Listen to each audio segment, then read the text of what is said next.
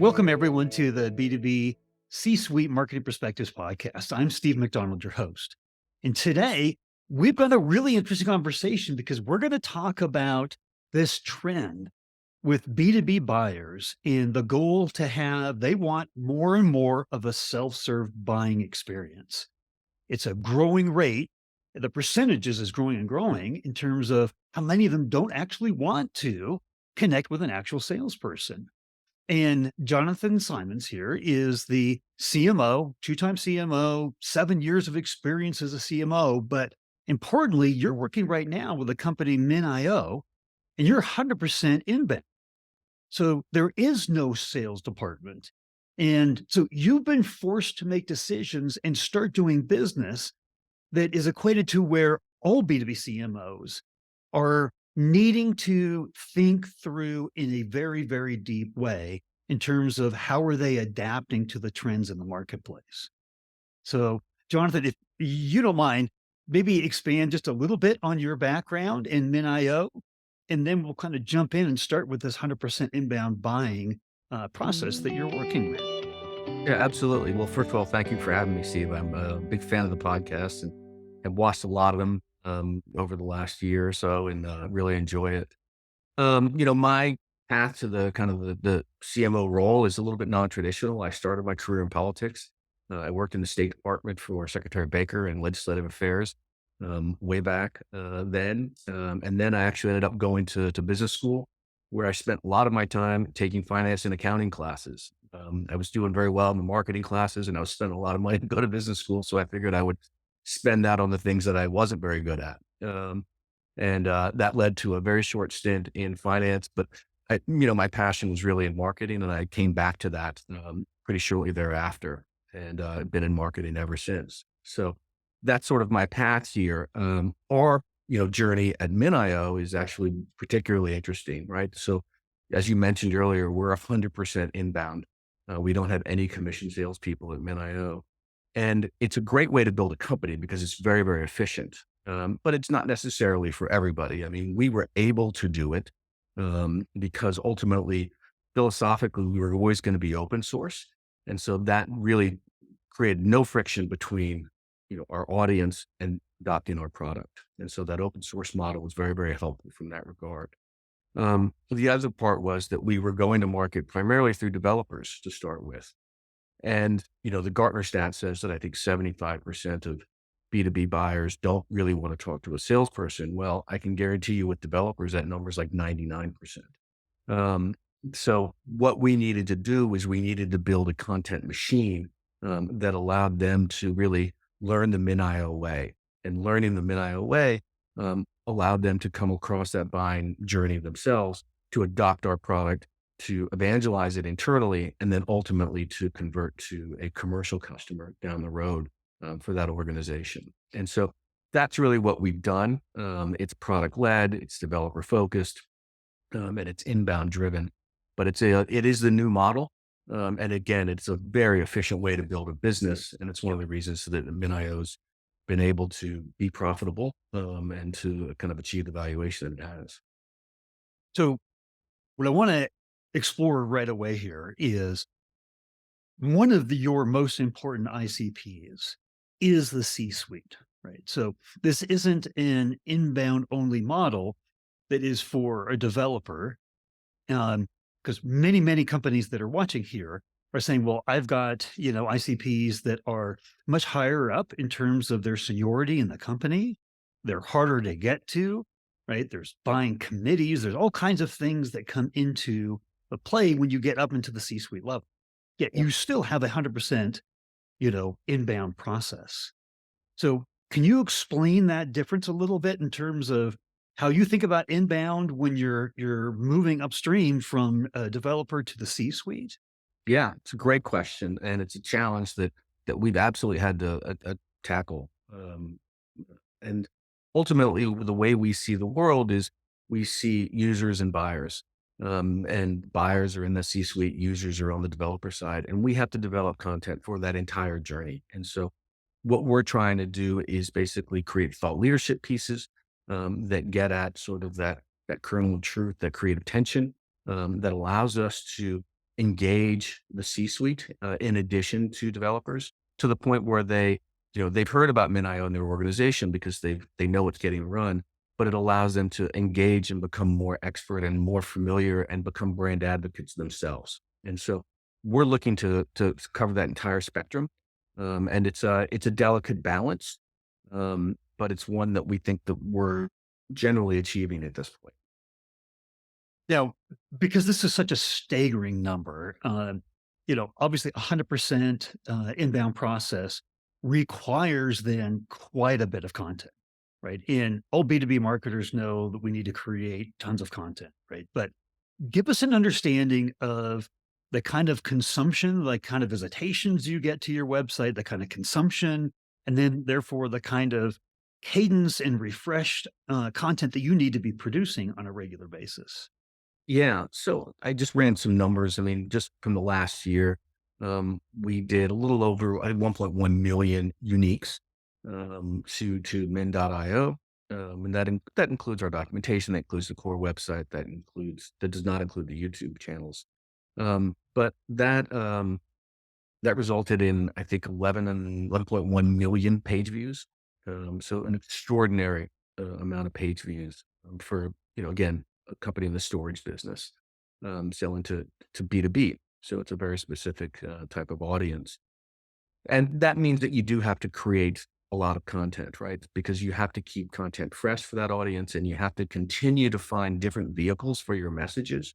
And those vehicles can't be the same. I mean, right? Is not everything looks like a nail. So you have to use a hammer every single time, right? We're looking for different ways to approach that. But to give you a sense of what that looks like from a content perspective, just in October, we did 21 blog posts. We did 6 videos. We did 1 animated video. We had 2 new web pages. We did half dozen ABM pages specifically for customers that we're targeting. And again, covering that whole buying persona. And that doesn't include bylines. It doesn't include podcasts. It doesn't include even just the new documentation that we put out there. So that gives you a sense of sort of how focused we are on this engine of content on a day-to-day basis. And you had mentioned something that we were just talking about right before we hit the record button is that the number of different channels that you're also filling that, one blog post is, that's just the start of the journey you had mentioned. Can you give us just kind of without revealing the secret sauce or anything, but Yeah. how many different channels are you actually putting the same piece of content into in order for it to be the kind of thing that it's available and accessible for everyone? Yeah, we sort of joke that every single piece of content that we create should be able to live its best life and its fullest life. So to do that, yes, the blog or the YouTube channel is the starting point, right? And then you had your kind of standard social, and in our space, it really is X and LinkedIn are the 2 primaries. But there's probably another 4 to 6 channels beyond that that we intentionally fill or resyndicate or try to rebyline almost every single piece of content for because we're trying to reach the broadest audience possible to teach them about the the MinIO way. Now, again, when I say the broadest audience possible, I don't mean everybody, but I mean the people that we care about. And so we're very intentional about finding those sort of, some people would consider them niche places to resyndicate our content, but they are very, very powerful for us because we end up being the best performing content on those sites because those are our people.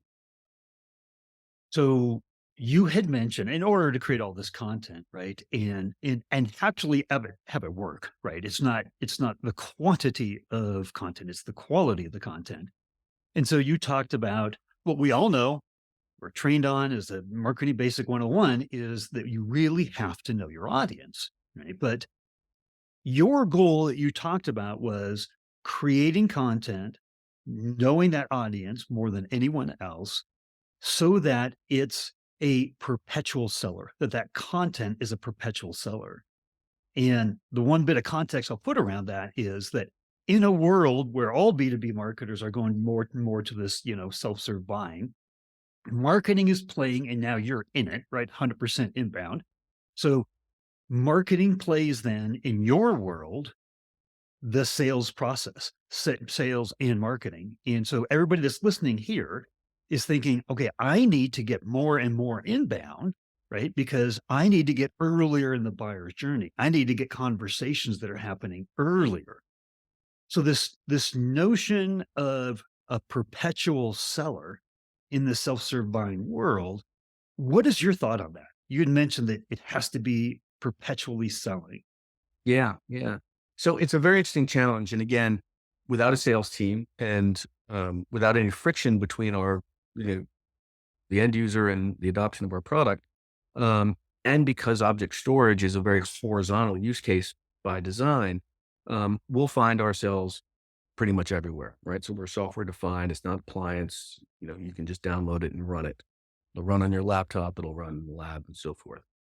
Because of that, our buyers and the people who adopt our product over time are everywhere.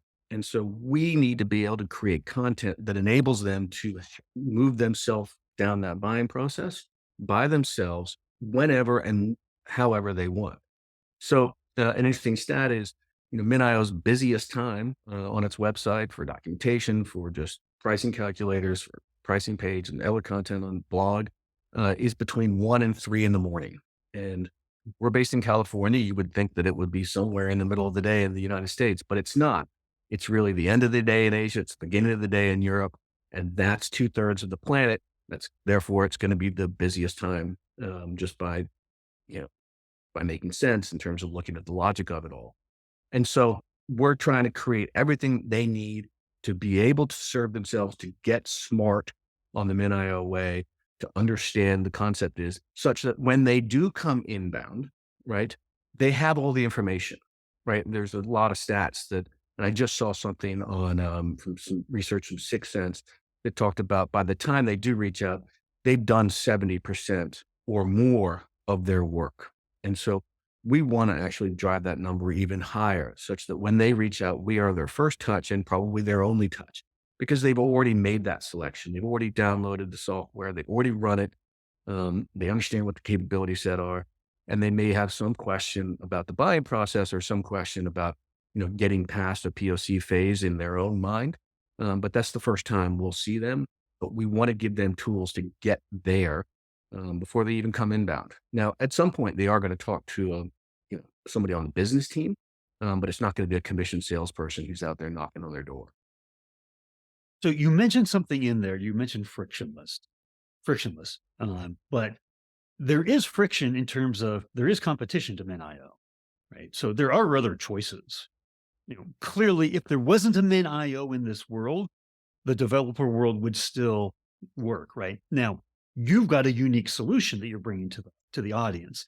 But in terms of frictionless, you had mentioned earlier that you're trying to move into a bluer ocean. And for anybody that hasn't read the book, they should, right? The blue ocean strategy, right? And where red ocean is red from the battle of competition, where the blue ocean is where you redefine the industry, you redefine the marketplace, and therefore you redefine bluer waters, bluer ocean, right? So part of that lack of friction is your ability to redefine. And you and I had talked about reframing the problem, right? Reframing then the opportunity, and that you're delivering that through content, thought leadership content. Can you just kind of that reframing of the conversation and what's happening, can you tell us a little bit about that and how important that is then to your overall content strategy? Yeah. So we're big fans of Blue Ocean strategy here as well. And frankly, as a challenger brand, it was almost an imperative for us because the storage industry is an immensely crowded industry and there's plenty of giants in it. Our primary competitor is AWS S3. I don't think you can choose a bigger competitor coming out of the gate than AWS S3, but there's also IBM's in there, and then there's NetApp's in there, and there's Pure Storage in there. There's Dell EMC. There's a dozens of major players. So, from the get-go, we needed to carve out a content strategy and a use case strategy that allowed us to operate in uncontested space. And so we started to focus from a content perspective on those things that allowed us to climb the ladder out of sort of this kind of very messy mosh pit of storage competitors. One of the areas that we did that was through performance benchmarks. Performance benchmarks allowed us to have the credibility to have discussions around different types of use cases that heretofore you couldn't use for object storage. Things like analytics, things like AI, things like machine learning. Um, as opposed to the standard archival stuff. And so we built content that allowed us to sort of climb that ladder. Then we talked about things like being the cloud native and the cloud operating model. And again, staking out space where by the time we had done defining, these requirements for this work, um, things like being truly cloud native, when you were done with that list, there were really only two competitors left standing, and it was MinIO and AWS S3. So we basically eliminated everybody else through content by saying, here are the first principles, and you're going to agree with the first principles because you are, in a technical role or you are a developer. And then by the time you're done agreeing with that, you're going to realize that none of the other vendors in the space can actually serve that need for you. And so that allowed us to basically carve out this uncontested space and operate in it for a long time. Now we're finding more and more of those competitors have adopted that same messaging. But the nice thing is their products haven't been able to meet the messaging. So it's that's actually worked out well. We wanted them to come on our turf to fight the battle that we wanted to fight. And again, content was the driver of framing that conversation. I'd probably say one other thing there is that, a lot of that comes through what we call thought leadership content. And thought leadership content can be both for buyers and for users. And we talked about that a little earlier in the podcast. But so what is thought leadership? I mean, I think the thing that defines thought leadership content is this, there's a nugget of contrarian in it. It's not oppositional, right? It can be controversial, but it's not intentionally so, right? There is this concept of creative tension that's in there. It has to be educational, right? There has to be something that's given from a thought leadership perspective. It has to be informative. It has to be defensible, but it also has to be familiar, right? You can't go too far, right? There has to be a bridge from, here's where I operate today, as a buyer, and here's where this, future state that I want to get to. But it can't be so far that you can't actually get there. It has to be close enough where there's a bridge that can be built with logic and with content and with, a fairly good argument.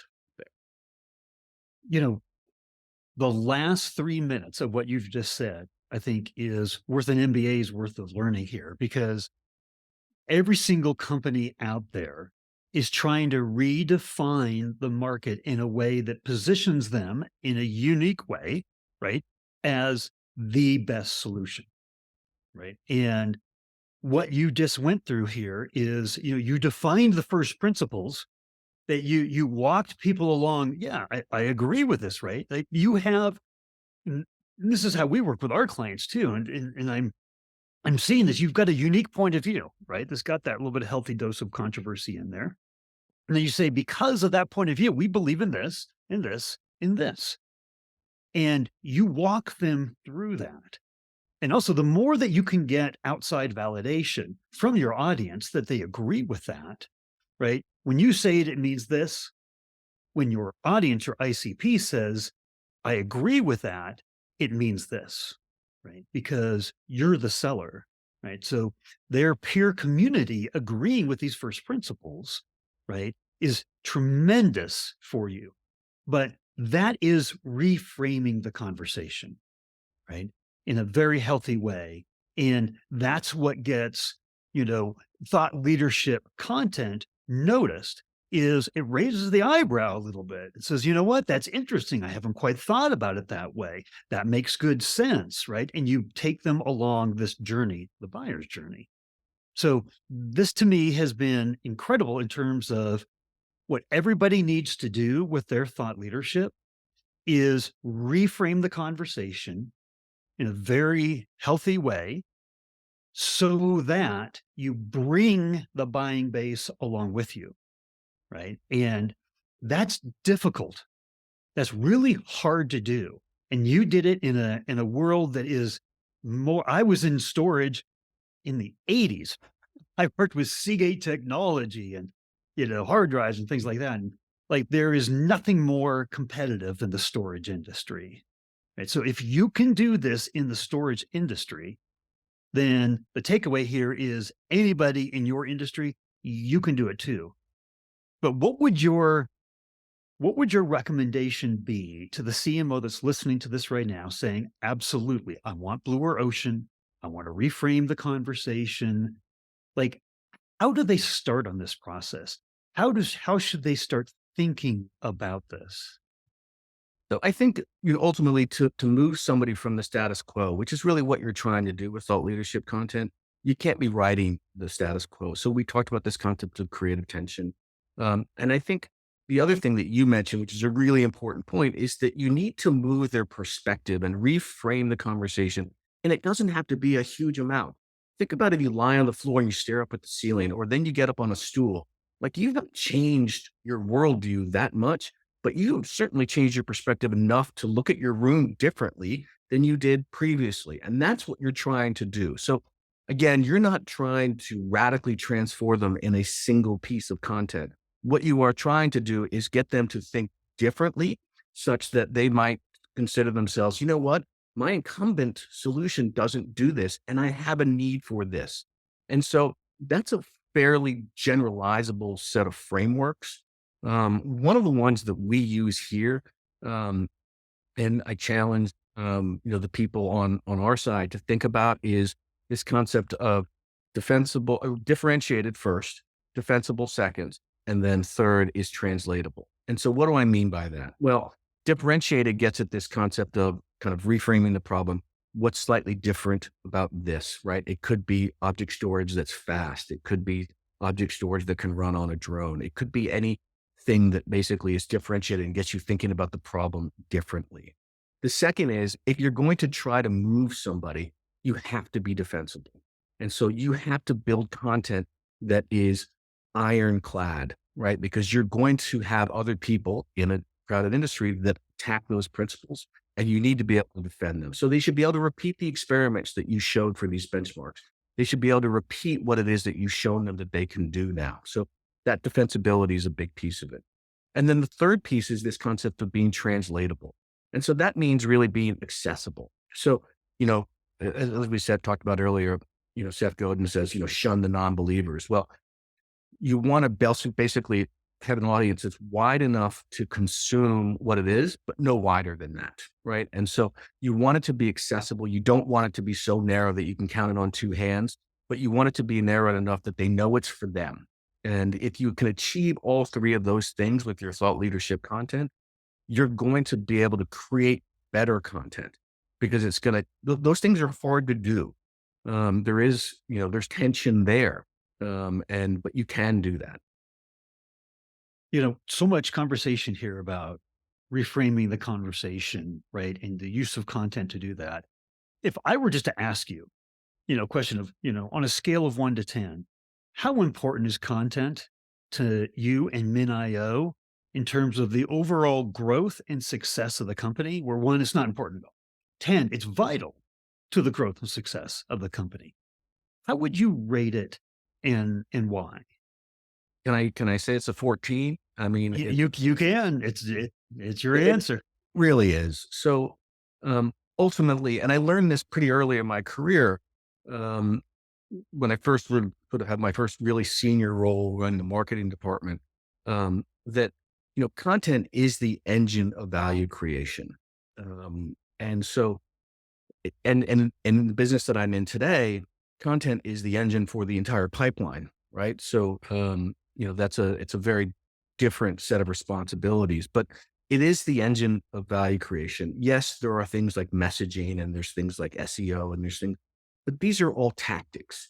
At the end of the day, your content strategy will define how people perceive you. It is the brand, right? That's the brand that they interact with on a day-to-day basis. Your voice, your ability not to be over the top with what you say, because you want to basically cultivate that voice for the audience that you're talking to. You want to be confident, but not arrogant. You want to be authoritative, but not overly opinionated. All of these things play into, your brand interactions. So I just want to get your take on this. It's a one liner. It's from a B2B CMO, three-time B2B CMO. And when she talks to her CEO and her CRO and how she explains the brand, she literally says, today's brand is tomorrow's demand. I think What's your it's a great way to think about it. I mean, as they taught us in business school, a brand is a promise, right? And your ability to live up to that promise is really, really important. They say, you know, trust, uh, arrives on foot and departs on a horse. I mean, that concept that you're building this trust, because that trust will be the thing that they buy later. They're buying trust. They're buying a belief that you're going to deliver on what it is that what you say you're going to. Um, and I think, you know, I'm very fortunate in that the leadership of Minio, AB, and Garima are building a long-term brand. And so they've given me the freedom to do these things intentionally. It is not, I've never been pushed to do things in a way that doesn't make sense.